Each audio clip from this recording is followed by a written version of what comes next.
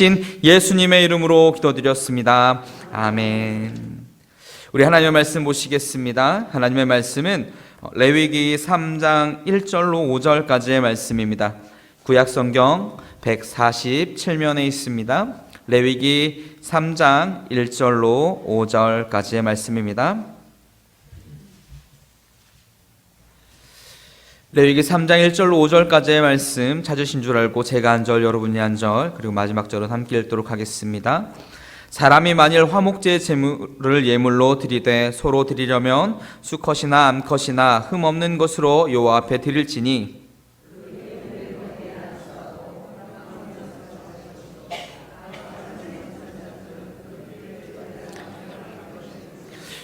그는 또 그 화목제의 제물 중에서 여호와께 화제를 드릴지니 곧 내장에 덮인 기름과 내장에 붙은 모든 기름과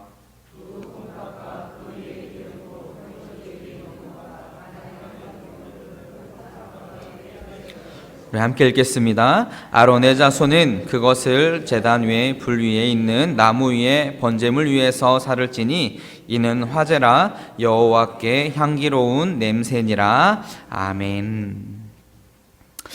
할렐루야. 우리 이 시간에 옆에 있는 분들과 함께 인사 나누겠습니다. 하나님의 선한 도구로 쓰임 받읍시다. 우리 이렇게 인사 나누겠습니다.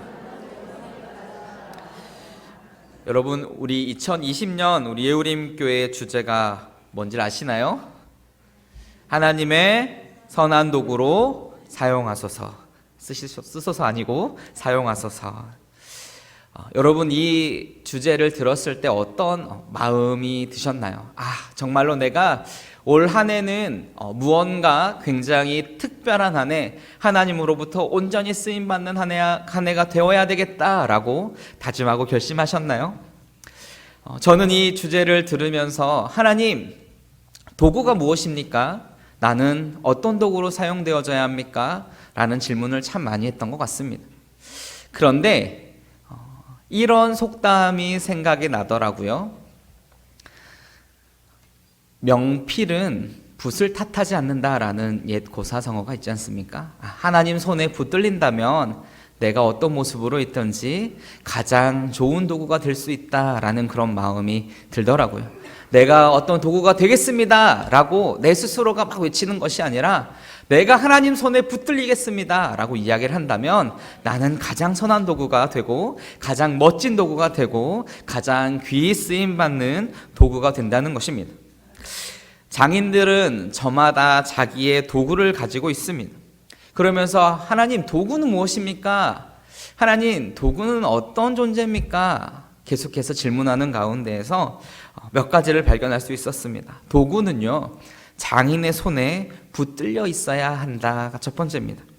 도구 혼자서는 아무것도 할 수 없다는 겁니다.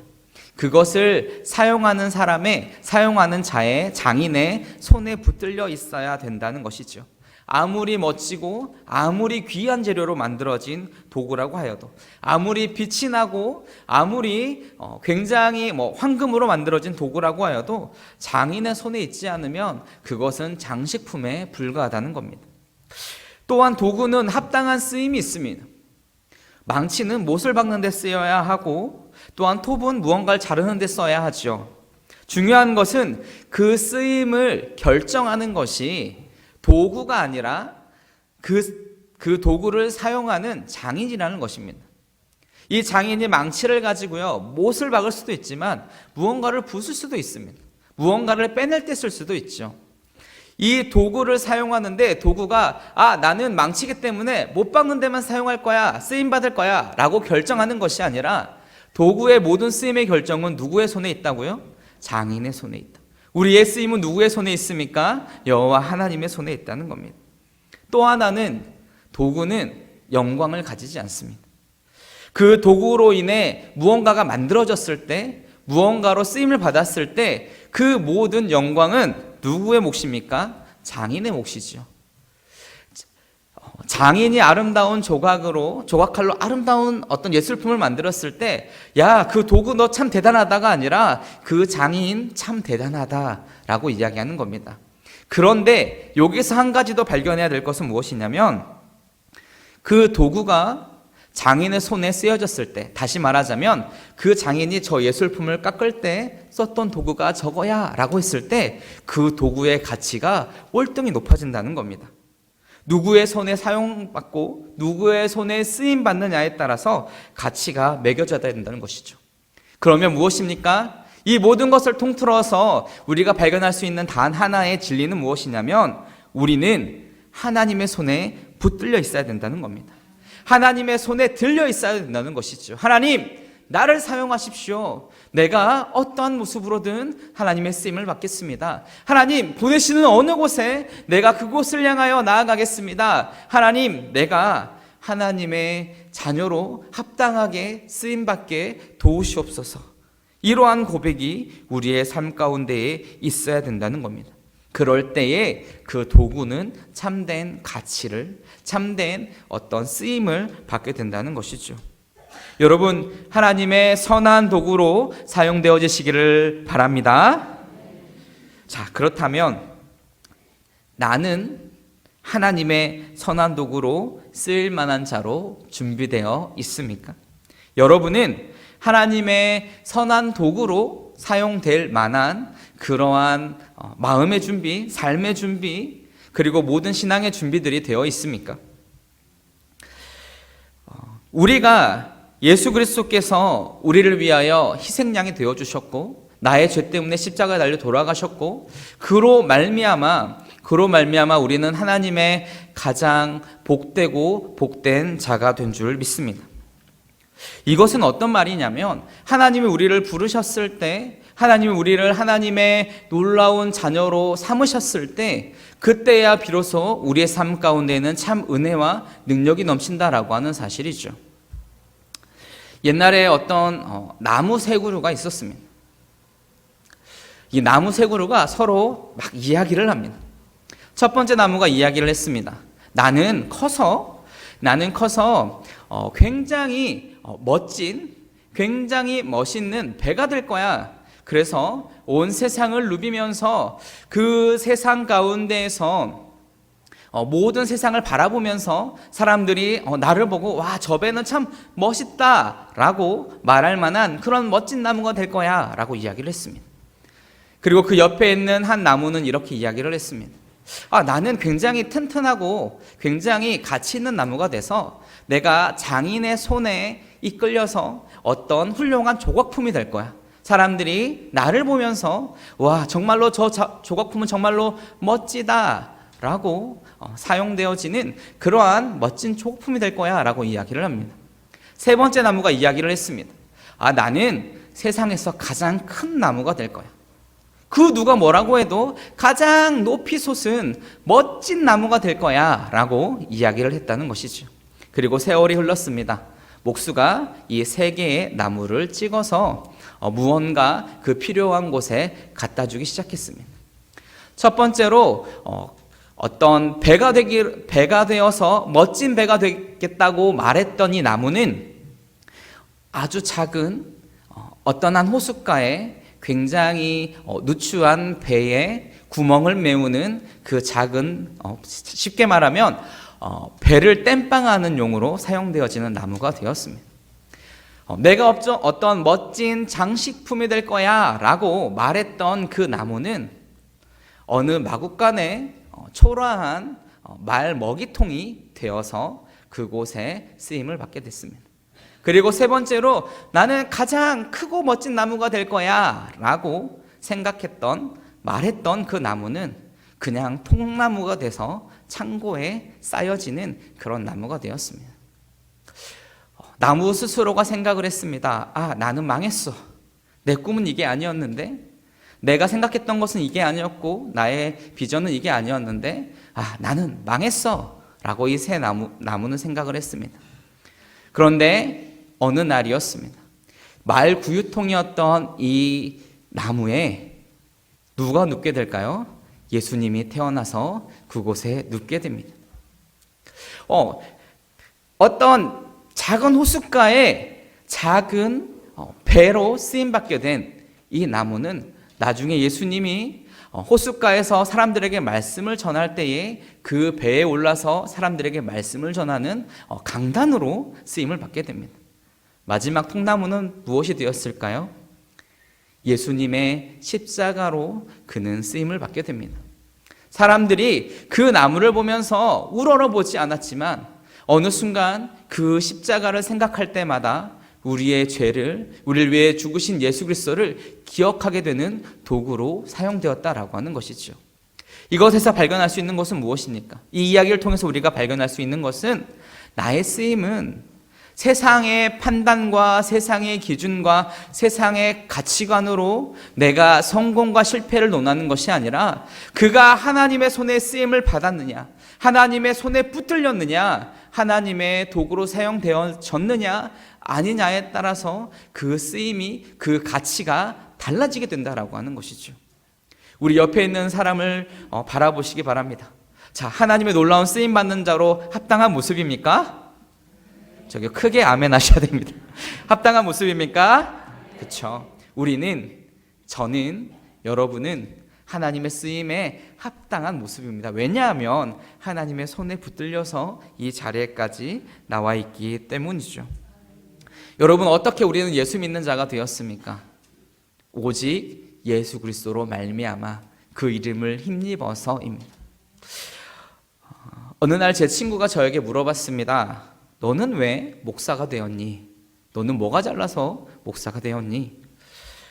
제가 청년 때 다니던 교회에는 참 재능 있는 친구들이 많았습니다.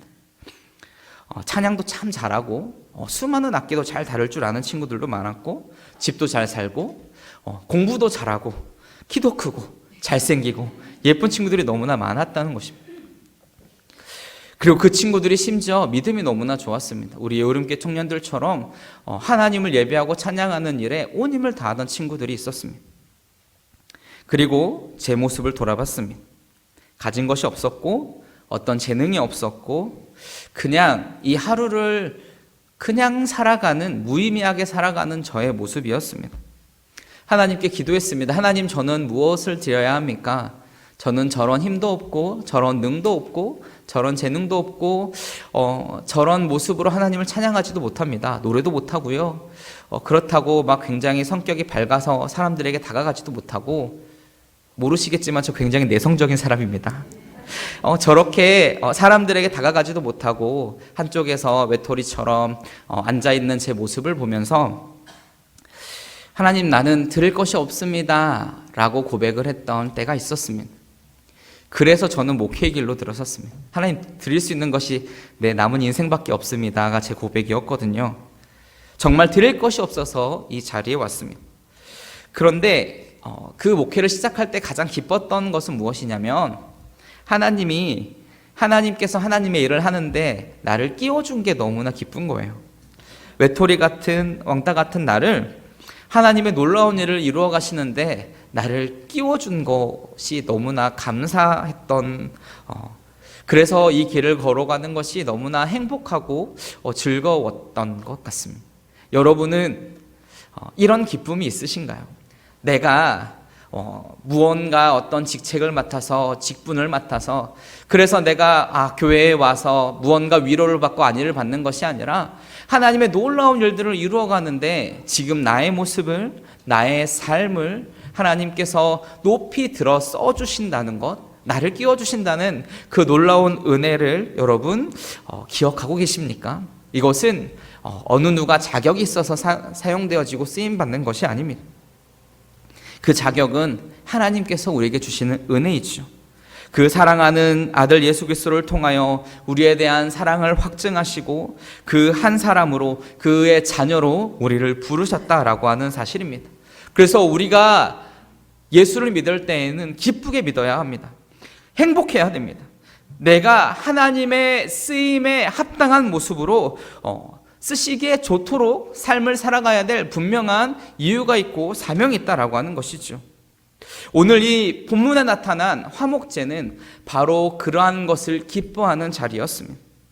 하나님과 내가 하나님 화목합니다. 내가 하나님 앞에서 쓰임 받았습니다. 하나님 나의 삶 가운데서 하나님의 놀라운 일들을 행하셨습니다. 하나님 내가 하나님 앞에 서원이 있었는데 이 소원이 모두 다 갚아졌습니다. 내가 하나님 앞에 나아갈 때에 하나님은 나를 위하여 예수 그리스도의 사랑을 보여주셨고 지금 이 순간에 나와 함께하고 계시고 그리고 내가 하나님 앞에 영광 올려드리고 나서 세상 사람들과 함께 이 기쁨을 나누겠습니다 라고 고백하는 자리가 오늘 본문에 나타난 화목제의 자리다라고 하는 겁니다. 이 축제는 아무나 참여할 수 있는 자리가 아니었습니다. 먼저 이 화목제 제사를 드리기 위해서는 세 가지가 필요했습니다. 먼저는 속죄를 위한 번제가 필요합니다. 번제 우리 너무나 잘 알지 않습니까? 짐승을 죽여서 그 피를 뿌리고 그를 불태워 하나님 앞에 영광 올려드리는 짐승의 생명을 덧입어서 우리가 용서함을 받는 바로 그러한 것이죠. 오늘 우리가 이렇게 예배할 수 있는 이유가 무엇입니까? 일상의 우리의 삶의 모든 삶 가운데에서 하나님을 찬양할 수 있는 이유가 무엇입니까? 바로 예수 그리스도 때문이죠. 제가 유년부에서 설교를 하기 전에 항상 외치는 것이 있습니다. 할렐루야 하면 애들이 아멘을 합니다. 아멘 하면 할렐루야를 외치고요. 오직 하면 예수를 외칩니다. 예수 하면 애들이 그리스도를 외칩니다. 그리고 나서 다음에 무엇을 하자면 우리의 구원자는 누구십니까? 라고 하면 아이들이 예수 그리스도. 우리를 사랑하시는 분이 누구십니까? 예수 그리스도. 나와 날마다 동행하시는 분이 누구십니까? 예수 그리스도. 저는 그 아이들이 어떤 분위기에 취해서 고백하든 상관없이 이 시간이 너무나 행복합니다. 이렇게 외치는 시간이 너무나 행복합니다. 여러분 2부 예배 드리시는 분 혹시 밑에서 소리가 들릴 수 있을 것 같아요. 제가 외치거든요. 우리 저 4층에 있는 어른들 예배하는 데까지 소리가 들리도록 크게 외쳐보자. 제가 외치거든요. 그럼 애들이 정말 온 힘을 다해서 아글아글 써가면서 예수를 외칩니다. 근데 너무 기쁜 거예요. 그게 감사한 겁니다. 아이들의 입술 가운데에서 그가 나의 주인이 여호와 하나님입니다. 내가 이 자리에 있는 것은 예수님 때문입니다 라고 외치는 것이 너무나 감사하다는 겁니다. 이 감사가 오늘 이 시간 예배하는 우리 모두 마음 가운데도 깊이 다가와야 될 줄 믿습니다. 이 예수 그리스도라는 이름이 내 생각을 바꾸고 내 가치관을 바꾸고 나의 삶의 방향을 바꾸고 목적을 바꿔야 합니다. 왜냐하면 우리는 하나님 앞에 그 이름을 가지고 나아가는 거룩한 성도들이기 때문입니다. 이것이 은혜이고 이것이 사랑이고 이것이 진리이고 이것이 생명이고 이 자리가 그 이름으로 모인 하나님의 복된 예우림 교회인 줄 믿습니다. 그리고 우리는 이 교회 안에서 참 화목을 누려야 합니다. 화목제를 드리는 이유는 앞서 이야기했던 것처럼 감사할 때 그리고 나의 소원을 갚을 때 등등이 있습니다.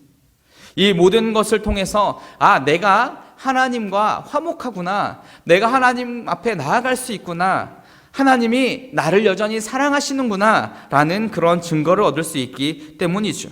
나에게 주신 모든 것이 하나님의 은혜입니다. 나는 그 은혜에 합당하게 주님 사랑하고 있습니다 라고 고백하는 바로 그 시간이 이 화목제의 시간이기 때문입니다. 그리고 나서 그들은 무엇을 하냐면 사람들 앞에서 이제 그 하나님 앞에 드린 제물을 나누어 먹습니다.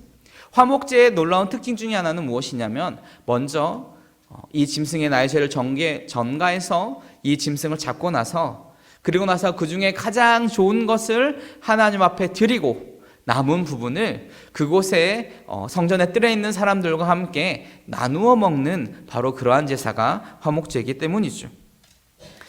그 마음 가운데에서 가장 제사를 드리는 자의 가장 중요한 마음은 감사입니다.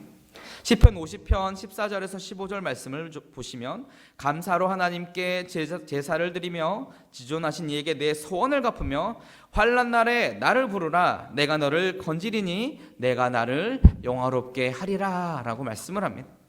하나님께 드리는 제사 중에 가장 기뻐하시는 제사는 바로 이 감사로 드리는 제사이고, 이것이 우리를 환난 날에 우리를 구할 근거가 될 것이고, 이로 말미암아서 내가 잘 되는 것이 아니라 하나님이 영화롭게 되는 데에 우리가 쓰임 받게 된다라고 하는 것이죠. 중요한 것은 무엇이냐면 우리가 그것을 누리기 전에 하나님의 몫을 먼저 떼어드리는 겁니다. 피와 그리고 기름진 것을 하나님 앞에 먼저 드립니다. 피는 무엇이죠? 생명을 의미하죠. 또한 기름진 것은 무엇입니까? 가장 좋은 것을 의미합니다.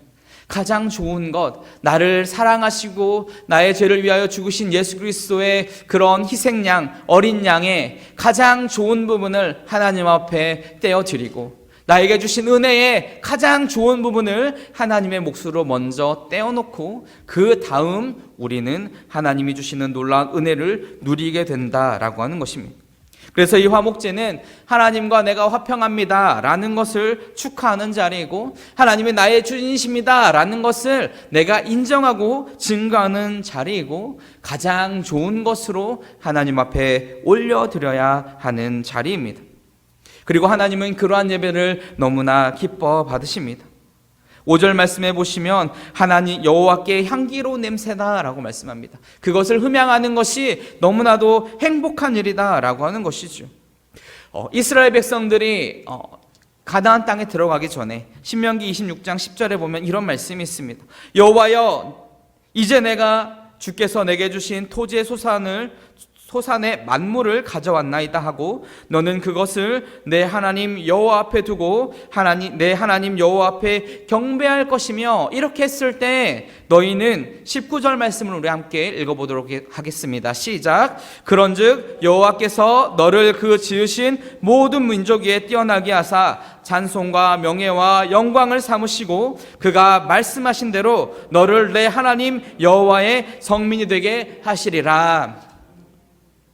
하나님께서 그 하나님 앞에 예물 드리는 자들에게 하나님의 것을, 가장 귀한 것을, 첫 번째 것을 하나님 앞에 드릴 때에 하나님께서는 그 모든 것을 기뻐 받으시고, 그의 사랑하는 백성을 모든 민족 위에 뛰어나게 하시고 찬송과 명예와 영광을 삼으시고 그의 하나님이 되어주시고, 그가 하나님의 거룩한 백성이 되게 하여 주신다라고 하는 사실이죠.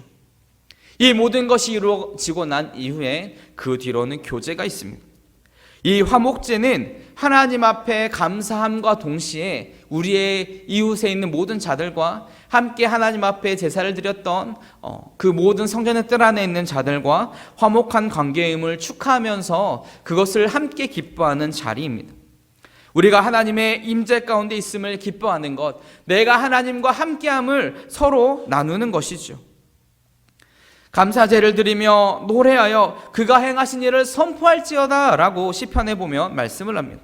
이 제사의 특징은 무엇이냐면 선포하는 겁니다. 내가 주님 앞에 있음을 선포하는 겁니다. 당시에 성소에서 가장 기대되는, 사람들이 기다리는 제사가 그래서 이 화목제였다고도 합니다. 하나님 앞에 드릴 제물 중에서 하나님 앞에 향기로운 제물로 드리고 하나님의 것을 떼어놓고 나머지 부분들을 성전 뜰 안에 있는 모든 사람들과 함께 나누어 먹었습니다. 그 제물이 그래서 소이고 양이고 염소였습니다. 먹을 만한 것들, 함께 나누어 먹을 만한 짐승으로 하나님 앞에 예물을 드렸다라고 하는 것이죠. 이것을 보면서 어떤 마음이 들었냐면 우리 예우림교회가 참 잘하고 있구나라는 생각이 들었습니다. 여러분, 우리 예우림교회에서 주일에 가장 맛있게 먹는 것이 무엇입니까? 국수지요. 여러분, 국수 왜 먹습니까? 배고파서 먹습니까? 우리 식당 봉사하시는 분들 여기 계실 텐데요. 여러분, 하나님께서 여러분을 귀한 자리로 쓰임받게끔 부르신 줄 믿습니다. 왜냐하면 이 자리에서 밥을 먹어서 그냥 집에 가는 것이 아니라, 예배가 끝났으니까 때가 되었으니까 밥 먹고 집에 가는 것이 아니라, 우리가 함께 이렇게 식탁을 나누는 것은 이 화목제에서 발견하는 이 교제의 일부분이라는 겁니다. 예배의 일부분이라는 겁니다. 여러분은 그곳에 쓰임 받는 겁니다. 왜냐하면 이 화목제가 드려지고 난 이후에 마지막에 사람들과 함께 나누는 것이 하나님 앞에 드려진 예물로 말미암은 음식이기 때문이죠. 누구나 할 수 있는 일이 아니라 정말로 특별한 이들만이 이 화목제를 드릴 수 있고, 또한 하나님의 부르심을 입은 사람들만이 그곳에 참여할 수 있습니다. 하나님께 받은 여러 가지 축복을 나 혼자 알고 나 혼자 그냥 이렇게 내 안에 품고 있는 것이 아니라 사람들과 함께 나누는 자리가 바로 함께 먹는 자리, 함께 나누는 공동체적 식사의 자리다라고 하는 사실입니다. 우리의 모든 삶이 이러한 하나님 앞에 감사가 넘쳐나시기를 바랍니다. 여러분, 우리가 어떻게 하나님의 거룩한 백성이 되었습니까? 예수님이 우리의 주인이 되어주셨기 때문이죠. 우리의 화목제물이 되어주셨기 때문이고 우리의 희생양이 되어주셨기 때문입니다. 우리 요한일서 4장 10절 말씀 우리 함께 읽어보겠습니다. 시작. 사랑은 여기 있으니 우리가 하나님을 사랑한 것이 아니요 하나님이 우리를 사랑하사 우리 죄를 속하기 위하여 화목제물로 그 아들을 보내셨음이라. 아멘. 우리가 이렇게 하나님 앞에 기뻐할 수 있는 이유는 무엇입니까? 오직 예수 그리스도 때문입니다. 하나님 앞에 감사할 수 있는 이유 또한 예수 그리스도 때문이고, 우리가 이 자리에서 하나님 앞에 예배할 수 있는 유일한 이유 또한 예수 그리스도 때문입니다. 이제 우리가 해야 할 것은 하나님 앞에 받은 이 풍성한 은혜를 세상 사람들과 함께 나누는 것입니다. 먼저 구별된 자들과 함께 나누는 것이죠. 그 은혜를 함께 나누어 나아갈 때에 그 자리에서 하나님의 놀라운 은혜가 있습니다. 내가 하나님의 도구로서 쓰임 받았을 때에 내가 하나님의 도구로 쓰임 받았어가 힘들어가 아니라 내가 또 하나님 나를 이렇게 썼어가 아니라 내가 이렇게 쓰임 받았다라는 것을 내가 하나님과 이렇게 화목하다라는 것을 믿는 모든 자들과 함께 나누는 것이 필요하다는 겁니다. 로마서 3장 25절 말씀해 보시면 이렇게 말씀합니다. 이 예수를 하나님이 그의 피로써 믿음으로 말미암아 화목제물로 세우셨으니 이는 하나님께서 길이 참으시는 중에 전에 지은 죄를 간과하심으로 자기의 의로우심을 나타내려 하심이라 라고 말씀을 합니다. 우리는 나를 대신해 죽은 그 이름 앞에 그의 생명을 덧입어서 사는 자들인 줄 믿습니다. 나의 삶 가운데에서 화목제물 되어주신 그 하나님을, 그 예수 그리스도를 의지하는 삶인 줄 믿습니다. 나의 인생 가운데에서 희생양이 되어주신 그 하나님 앞에 우리는 합당한 삶의 모습을 돌려드려야 될 의무가 있습니다. 그것이 무엇이냐면 헌신이죠. 희생과 헌신의 차이가 있습니다. 희생은 무엇이냐면 그 무언가를 위하여서 생명을 내어주기까지 몸 바쳐서 희생하는 것, 그것이 희생이라면, 헌신은 무엇입니까? 몸과 마음을 다하여 내어드리는 것, 내어주는 것입니다. 지금 우리가 할 수 있는 것은 어떤 희생이 아닙니다. 내 생명을 걸어서 하나님을 믿는다라고 이야기하지만 정말로 분명하게 보았을 때에 나는 그럴 자격조차도 없는 너무나도 연약한 죄인이죠. 너무나도 연약한 모습입니다. 그렇지만 우리가 할 수 있는 것은 무엇입니까? 하나님 앞에 헌신하는 것은 할 수 있습니다. 하나님, 나를 사용하십시오. 하나님, 나의 상황이, 환경이 나 앞에 주어진 것이, 내 앞에 이런 걸림돌이 있습니다. 하나님, 그래서 나는 못합니다가 아니라 그것을 뛰어넘어서 하나님, 나를 사용하십시오. 내가 하나님 앞에 헌신하겠습니다. 다짐하며 결심하는 것이 필요합니다. 그것이 우리를 부르신 하나님의 은혜에 대한 당연한 반응이고 응답이기 때문이죠. 그 은혜에 응답하는, 그 은혜를 기억하는 그러한 삶이 저와 여러분의 삶이 되어야 될 줄 믿습니다.